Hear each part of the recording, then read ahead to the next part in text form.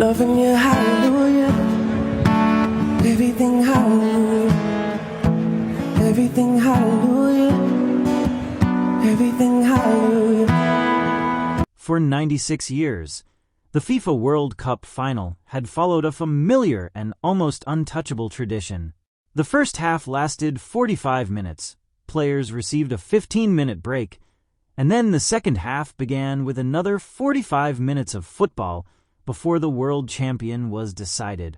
That long-standing rhythm was dramatically interrupted on July 19, 2026, when Argentina and Spain met in a tense World Cup final at MetLife Stadium. With the score locked at 0-0, the atmosphere inside the stadium was intense, while more than 1 billion viewers around the world reportedly watched the historic showdown. Everyone expected the second half to begin after the traditional break. Instead, the football pitch was transformed into a giant concert stage, and the match was delayed for nearly half an hour as FIFA presented its first Super Bowl-style halftime show.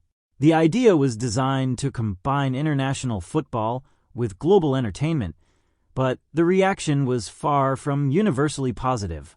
Among the performers, Canadian pop star Justin Bieber quickly became the central target of the backlash.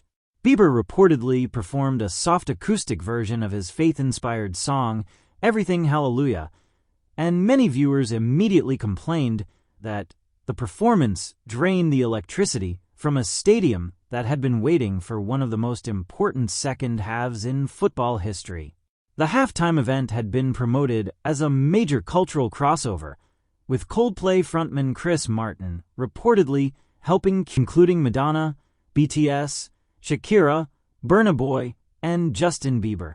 For Bieber, the appearance was expected to represent a major return to one of the world's biggest stages.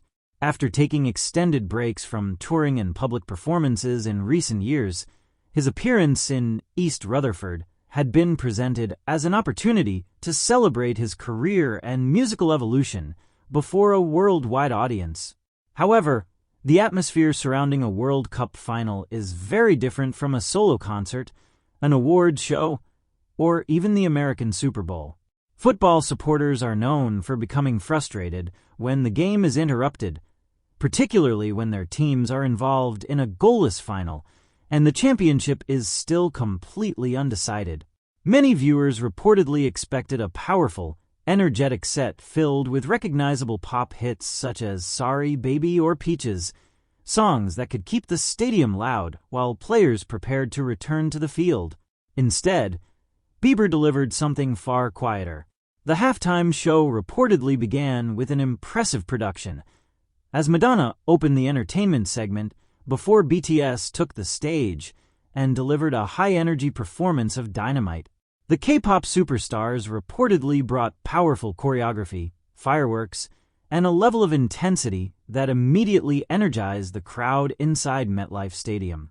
Fans were singing along, the atmosphere was building, and the performance appeared to be creating the kind of stadium-wide excitement expected from a major global sporting event. Then came the transition. Following a scripted television segment featuring Jason Sudeikis and Brendan Hunt in their Ted Lasso characters, attention shifted toward Justin Bieber.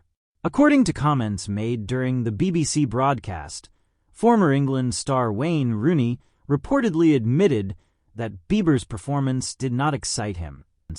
Many critics and commentators reportedly felt that the change caused the momentum to disappear almost instantly. Hence World Cup final involving Lionel Messi's Argentina and Spain's talented young generation of football stars. On the other was a slow, reflective acoustic song that many viewers believed did not match the intensity of the competition. As Shakira and Burna Boy later attempted to bring the energy back, reportedly erupted with criticism of Bieber's performance. His name began trending across platforms, although the attention was not necessarily the kind his team would have wanted. Memes quickly spread. Online music communities also debated the decision, with Reddit discussions reportedly questioning why FIFA had approved a slow acoustic ballad during the most anticipated 20-minute break in world football. The criticism also moved into sports media. The Athletic was reportedly among the outlets that criticized the extended interruption, suggesting that the match had been stopped for 27 minutes, so Bieber could perform for a global audience while appearing somewhat bored on stage. Television pundits also weighed in. Former Irish international Roy Keane reportedly described the overall spectacle as an anticlimax, while Wayne Rooney criticized the length of the halftime delay. Even many dedicated Bieber fans reportedly struggled to defend the specific song choice for that particular setting. They continued to praise his vocal ability and his talent for intimate performances, but many agreed that a quiet acoustic song was a poor fit for a World Cup final where millions of fans were desperately waiting for the second half to begin. The backlash against Bieber's performance soon became part of a larger argument about FIFA's decision to bring elements of American sports entertainment into global football. The NFL's Super Bowl naturally includes long commercial breaks, frequent stoppages, and an extended halftime period that allows a massive concert production to take place without completely disrupting the structure of the game. Association football, however, operates differently. The sport depends heavily on continuity, rhythm, physical endurance, and the momentum created during a match. Extending the traditional 15-minute halftime break to approximately 27 minutes reportedly raised concerns about players cooling down physically and losing the rhythm they had built during the opening 45 minutes. Managers and players were also reportedly faced with a longer interruption before returning to a match that remained completely undecided. In that environment, Bieber's subdued acoustic performance became a symbol of the criticism